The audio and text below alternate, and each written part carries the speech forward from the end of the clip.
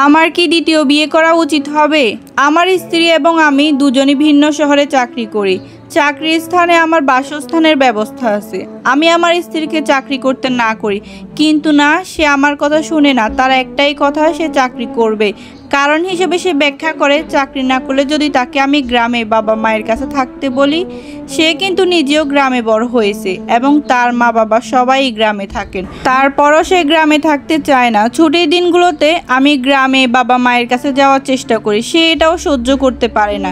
আমার স্ত্রীর চাকরির জন্য শহরে বাসা ভাড়া করা হয়েছে। আমার অফিস থেকে সেখানে যাতায়াত করতে প্রতিদিন প্রায় 200 টাকার মতো গাড়ি ভাড়া লাগে এবং এর সাথে 4-5 ঘন্টা সময় তো নষ্ট হয়। সে চাকরি করার জন্য আমার সাথে থাকতে পারে না, যার কারণে আমাকে প্রতিদিন বাইরে খাবার খেতে হয়। এতে প্রতিদিন প্রায় 150 থেকে 200 টাকা খরচ হয়। সব হিসেব করলে দেখা যায় যাতায়াত ও খাবার খরচ বাবদ মাসে প্রায় 10,000 টাকার মতো খরচ হয়ে যায়। যাতায়াতের কষ্ট তো আছেই, স্ত্রী তার বাসা ভাড়া, খাবার খরচ ও অন্যান্য যাবতীয় সব খরচের জন্য আমাকে চাপ দেয়। কয়েক মাস ঝগড়া ঝামেলা এড়ানোর জন্য আমি নিজেই সব খরচ বহন করছি। সে বেতন পেলে নিজের বাবা ও মাকে প্রতি মাসে 5,000 টাকা করে পাঠায়, বাকি টাকা নিজের কাছেই রাখে। তার বেতনের কথা জানতে চাইলে সে বলে, স্ত্রী হিসেবে তার যাবতীয় খরচ বহন করা আমার দায়িত্ব। সে সব সময় হিসাব করে আমার বেতনের টাকা আমি কোথায় কত টাকা খরচ করলাম। আমি জমি কেনার জন্য কিছু টাকা ঋণ আছে, যা আমি ধীরে ধীরে শোধ করছি। আমার ঋণের জন্য তার চাহিদা মতো বাইরে কোনো খরচই করতে পারি না। এটা তার কাছে অনেক বড় দুঃখের কথা। এসব কথাবার্তা সে আমাকে বলে।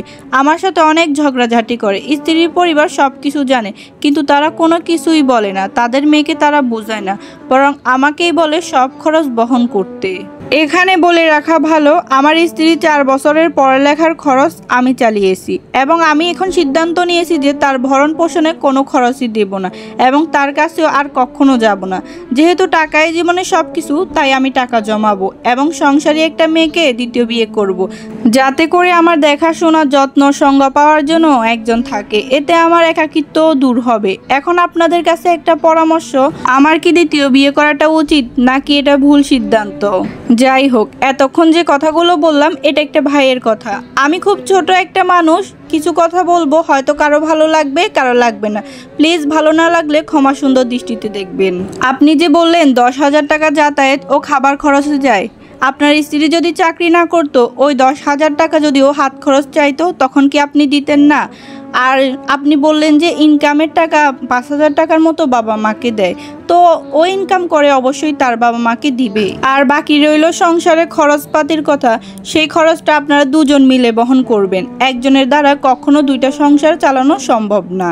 যদি সম্ভব হয় ট্রান্সফার করে চলে আসুন, হয়তো আপুকে ট্রান্সফার করে নিয়ে আসুন, না হয় আপনি ট্রান্সফার হয়ে আপুর কাছে চলে আসুন।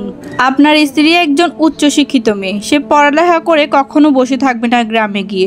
সাধারণত মানুষ বেশিরভাগ পড়ালেখা করে চাকরির উদ্দেশ্যেই। আর আপনি যে বললেন দ্বিতীয় বিয়ের কথা, দ্বিতীয় বিয়ে করে আপনার পুরো জীবনটাই জাহান্নাম হয়ে যাবে। আপনি না পারবেন এটাকে সামলাইতে, না পারবেন ওইটাকে সামলাইতে।